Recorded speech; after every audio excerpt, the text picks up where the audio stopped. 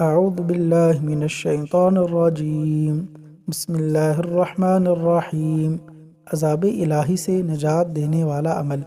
نبی کریم صلی اللہ علیہ وسلم نے فرمایا، کیا میں تمہیں ایک ایسے عمل کی خبر نہ دوں جو تمہارے اعمال میں سے بہترین ہے، جو تمہارے مالک کے نزدیک پاکیزہ ترین ہے، جو تمہارے درجات سب سے زیادہ بلند کرنے والا ہے، جو تمہارے لیے سونا اور چاندی خرچ کرنے سے بہتر ہے، اور تمہارے لیے دشمن سے لڑنے کہ تم ان کی گردنیں مارو اور وہ تمہاری گردنیں کاٹیں، اس سے بھی بہتر ہے۔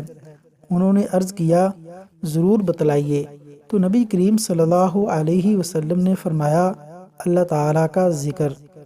حضرت معاذ بن جبل رضی اللہ عنہ بیان فرماتے ہیں کہ ذکر الہی سے زیادہ کوئی چیز اللہ تعالیٰ کے عذاب سے نجات دینے والی نہیں۔